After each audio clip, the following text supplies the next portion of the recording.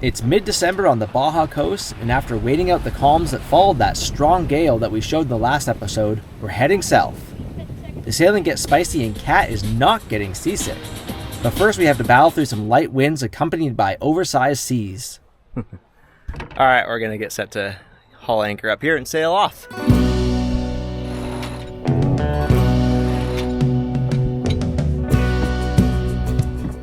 Having spent almost 10 days anchored at Punta Chivato over the last few weeks, we are really excited to pull up the anchor and make tracks south. With the wind hesitant to strengthen and the swell running down the sea bashing us around, we are quick to deploy the whisker pole to help keep the sails full.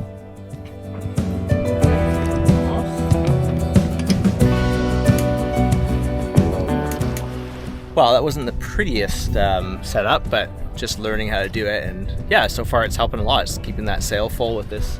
It's a little bit of chop coming in off the sea. We're looking forward to having that up so that we can not have the sail flopping around. We should have had one of these a long time ago, but that's okay. Live and learn.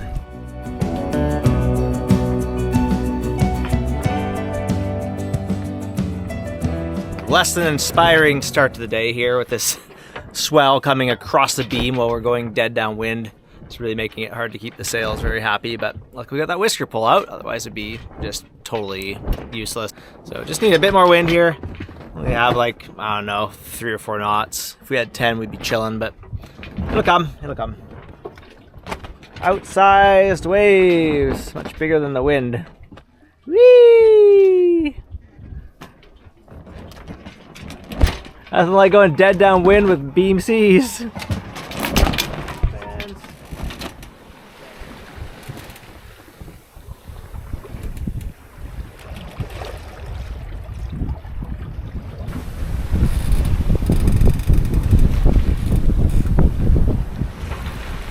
The wind has certainly come up now. We got the whisker pull in as we jibe the Jeanneau over. Kind of wouldn't mind having it still, but we haven't used it more than the one time so far, so we kind of want to feel more confident with it before we're leaving it out in these kind of conditions. But yeah, it wasn't a big deal to bring it down. We rolled the Jeanneau in, brought it off, and then rolled the Jeanneau back out on the other side, so it seems to be a good way to do it. We'll watch some YouTube videos from other channels about best practices there. But yeah, it's really classic Gulf of California seas here. Close period, really steep, and they're way bigger than what the wind is right now. Like, obviously it was blowing all night. Here's one. So it was blowing all night offshore in the sea and sending these waves in, which we ran into right as we left the protection of the big bay there. But all good, the wind's up. We're going good speed now, make up some ground after our slow start. Woo! How you doing, Kat? It's lumpy. Anything else? I'm doing okay. Conserving myself because we have a lot of miles to make, and I don't think the sea is going to get any gentler. But yeah, it's okay. It's okay. With hundreds of miles of fetch for waves to form, but being an enclosed body of water, the Gulf of California is renowned for the steep and short period waves that can quickly develop once the wind kicks up. Going to windward against seas like this can be rough and a slow endeavor. And while it gets spicy flying downwind ahead of them, it can also be a lot of fun too.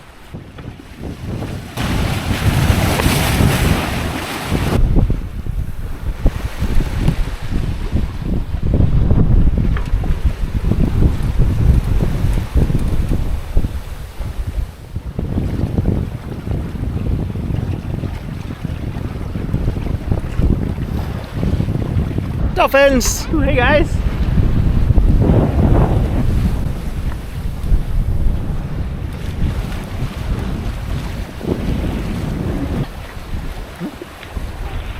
Almost came.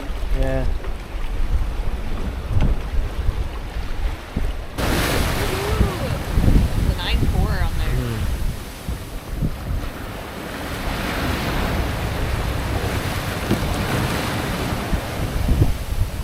We are hustling downwind. Last 10 minutes, we've got an average speed of 7.3 knots with the max speed of, drumroll, 10.4. It's awesome.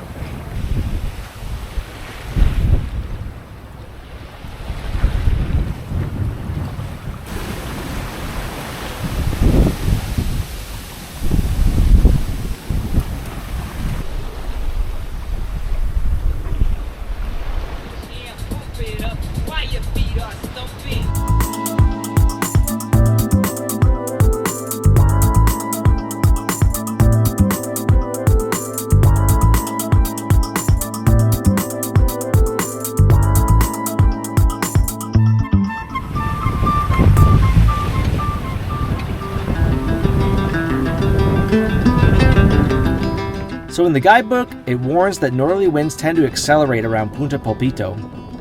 We had planned to pull into the lee of this prominent point to anchor for the night, but with full canvas up, the moment we started to turn the corner, we became massively overpowered.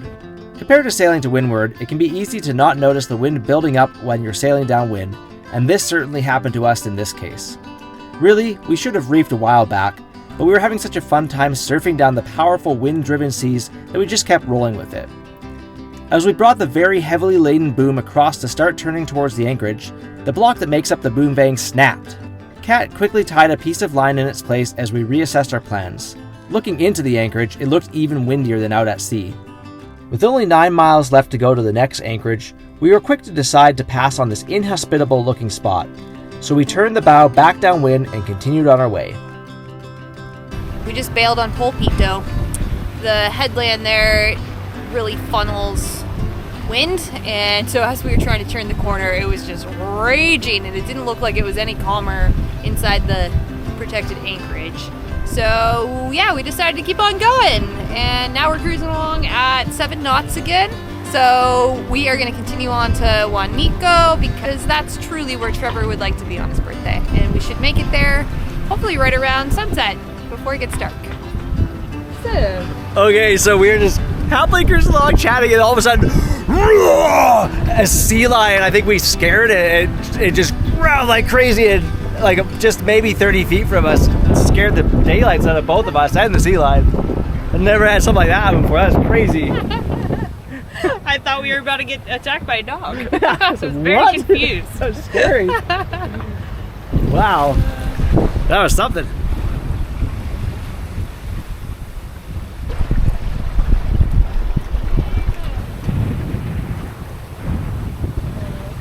Oh, let's see here, the old eyeballs. Yeah.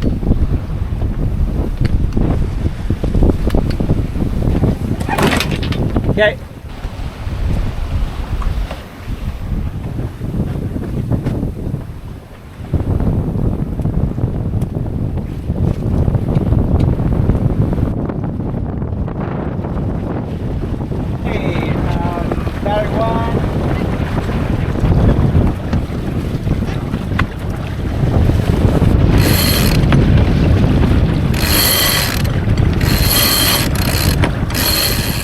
Once Pulpito was behind us, the winds took a chill pill and we were able to relax back into the last stretch of our 55-mile day.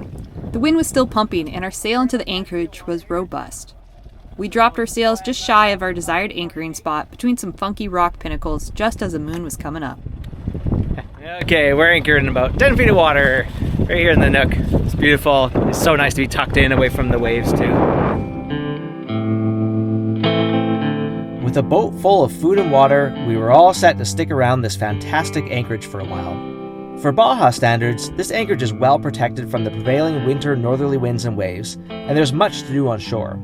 It is a ways away from any settlements, so there are no tourist pangas coming and going as you see a little ways south at Isla Coronados. Also, it was my birthday, and I was very excited to be in such a beautiful and peaceful spot to celebrate another trip around the sun.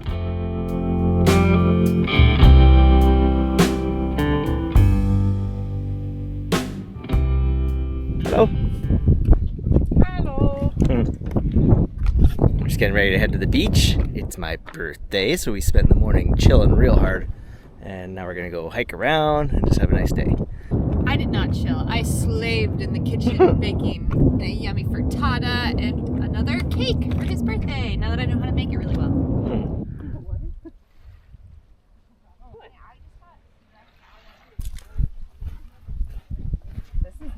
It's really nice, isn't it? Well, it feels really nice to return here. It's a beautiful place with all kinds of trails around.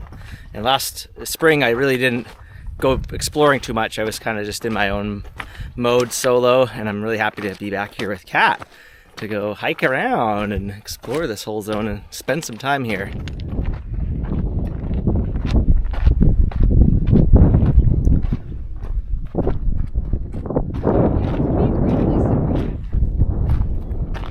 So rumor goes that the Walton family, the Walmart folks, own this property and this mansion right here, and they'll just allow this area to be treated as a park. That's just rumors. That's what I've heard from other cruisers. I have not confirmed this. I have not met Mr. Walton or Mrs. Walton or any of their kids. But who knows? Nonetheless, it's a fantastic place. There's lots of trails all over the place, even along the ridge here right by the mansion. And we're just loving getting to hike around here and stretch our legs, and looking forward to spending a bunch of days right in this zone. What's going on? We're walking on the road. What do you want?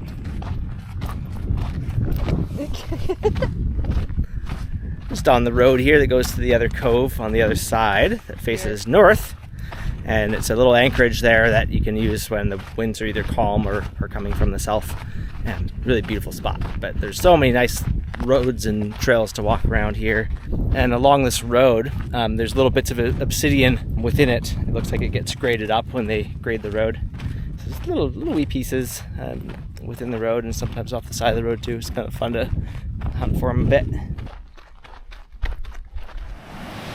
This kind of spot was exactly what we sailed to Baja for. Pristine beaches, turquoise blue waters, vibrant snorkeling, and superb sunny hiking trails in the surrounding hills. We had found our paradise and were thrilled to soak it all in.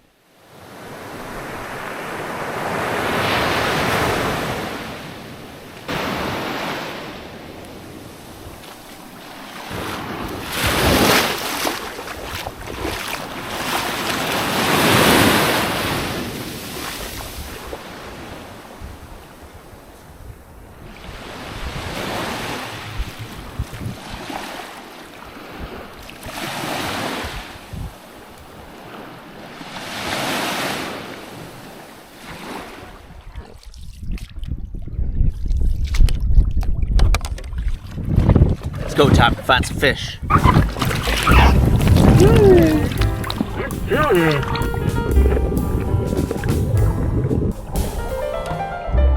It's always fun when the water is shallow enough to see your anchor. In this case, we can see the anchor has dug in nice and securely. Excellent snorkeling surrounds the rock formations that we were anchored next to, and while the water was on the chilly side, we had a wonderful time slowly swimming around and looking at all the amazing creatures that inhabit the crystal clear waters of the Gulf of California.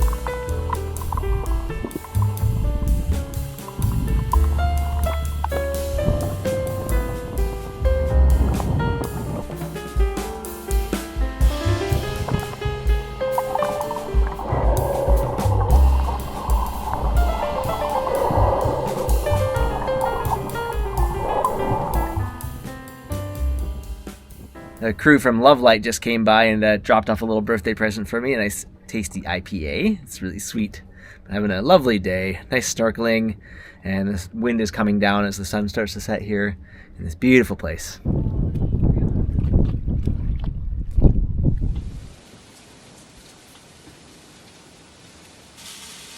looking at me? Yeah.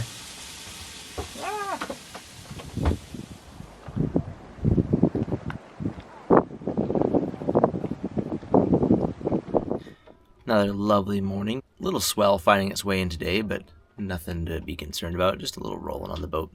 Remind us that we're on a boat. It's otherwise really calm in here. And once tide goes out, I think it'll feel real calm again. There's the reefs that get exposed and block this part of the anchorage where we're in. But yeah, just another chill day at Anchorage. We're going to take care of some chores today, some sewing stuff, and some other little things that we've been meaning to do. So we're going to chip away at chores over the next week we might spend here, and go do lots of hiking and just keep enjoying ourselves on this prolonged adventure.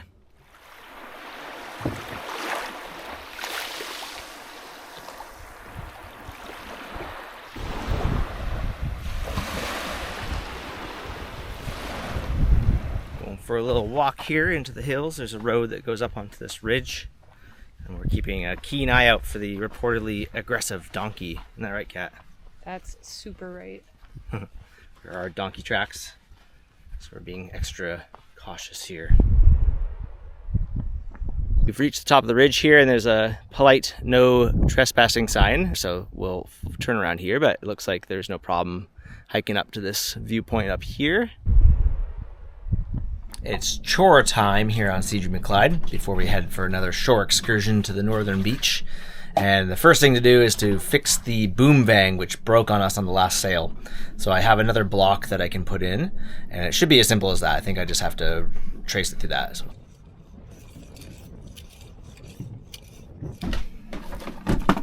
What you working on, Kat? I'm making a little pad for the dinghy and the hydrovane. Little chafe guard? A little chafe guard. So we found an old nasty wetsuit up at Punta Chivato, and I decided to scavenge some of it. And so it's nice and thick, especially around the poopy knees. So I'm going to put this in the center of this little chafe guard, and then hopefully reuse some of these little grommet-like deals to make a nice fitting so we can tie it around the hydrovane. That is all. Yeah, and that chafe guard's really important when we're sailing with the dinghy up against the hydrovane on the davits, because the dinghy will have a little sideways motion sometimes. Unless you're tying it really tight, which we usually do. Sometimes you can't tie it tight enough and you end up moving a little bit, so you don't want that to chafe on the dinghy at all. So having a little bit of fabric there with the neoprene will be excellent. We had another little thing that my friends Alex and Ellis made, and it lasted just about 2 years, and then it kind of fell apart at the end of last season, so making a new one now.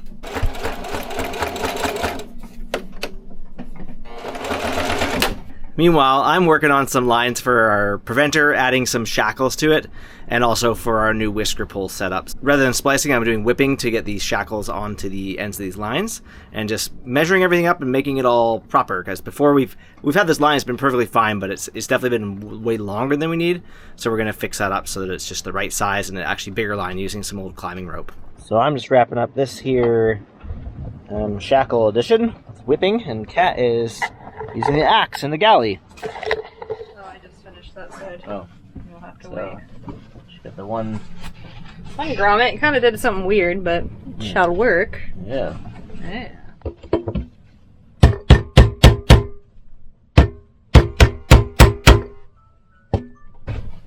Work?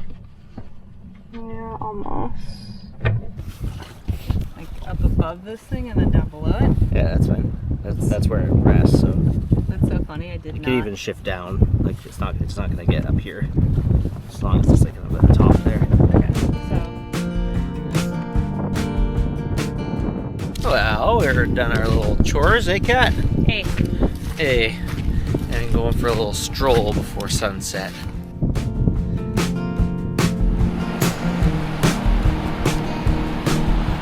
Such a beautiful bay here. Super flat sand. Nice walking.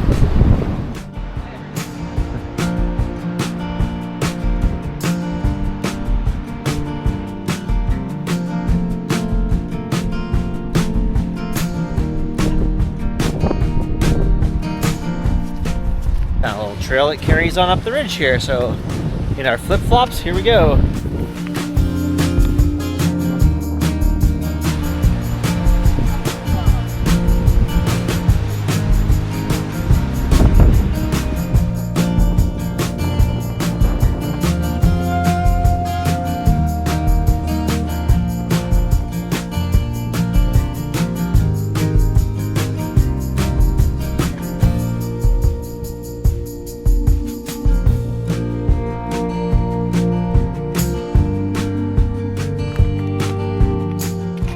So our meander continues, and we've found our way back to a road that I think is going to lead past a couple of houses up here. So that's a pretty nice little loop we found. Well, that wraps up this episode. In the next one, the good times continue at San Juanico as we explore more of the surrounding hills and beaches, get in some exercise routines, and track down some interesting cave paintings. With our water and food starting to get low, we continue south back to our stomping grounds of last season around the Loretto area. Thanks so much for watching, and bye for now.